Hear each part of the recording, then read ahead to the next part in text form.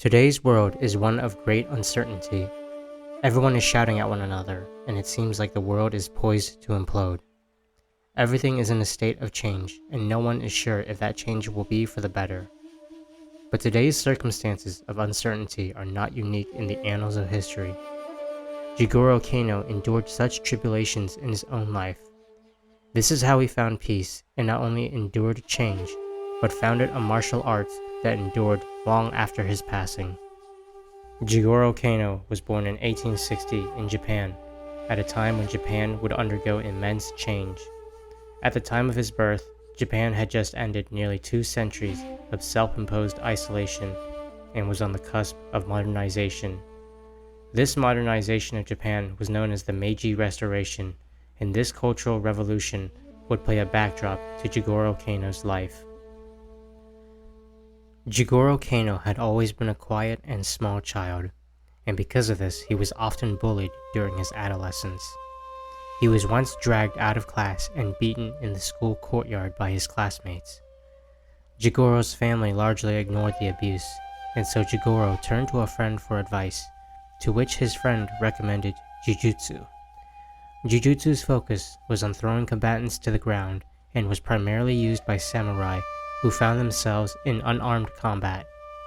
Jujutsu also offered the potential for a smaller combatant to defeat a larger one, and because of this, Jigoro would become an avid student and lifelong practitioner of jujutsu. Jigoro would never again fear physical violence from his bullies. Upon leaving primary school and entering the Tokyo Imperial University, Jigoro would seek a community of like-minded practitioners in order to hone his martial arts. It was at the Tokyo Imperial University that Jigoro's intellectual prowess and devotion to the fighting arts would begin to weave together. At the university's jujutsu club, there was one particular student whom Jigoro could never defeat. Fukushima Kanakichi was a more senior student, and the disparity in skill level between Jigoro and Fukushima was vast. Jigoro would once again seek outside wisdom in contending with the disparity in skill level between himself and Fukushima. Jigoro learned and adopted techniques from sumo wrestling to try on his rival. The sumo wrestling techniques did not work, and Jigoro lost. He went back to the drawing board, but this time he would look outside of Japan for inspiration. Inspiration came in the form of a Western wrestling manual. Jigoro would incorporate a Western-styled fireman's carry into his jujutsu throwing technique. Fukushima was totally unprepared for this foreign tactic and lost. The spark that would lead to Judo flashed. Upon graduating from the Tokyo Imperial University in the early 1880s, Jigoro found himself teaching and practicing at his own dojo. By this time, Jigoro was a young man at around 21 years old and had been practicing jujutsu for almost a decade. Whilst teaching at his dojo, Jigoro was visited frequently by one of his more senior jujutsu teachers, Ikubi Tsunetoshi. Jigoro and Tsunetoshi would spar frequently during these visits, and during many of these fights, the more senior Tsunetoshi would defeat Jigoro. However, as Jigoro continued to refine, improve, and adapt his technique, Tsunetoshi found himself losing to Jigoro more frequently. Jigoro was also surprised by this, and when asked, he explained to his teacher the process that he had been developing. Jigoro explained that instead of attempting to throw his opponent immediately in a sparring match, Jigoro instead focused on breaking up the posture of his opponent and then throwing them to the ground. Upon hearing this explanation, Tsunetoshi acknowledged Jigoro's process and that he, Tsunetoshi, had nothing more to teach Jigoro.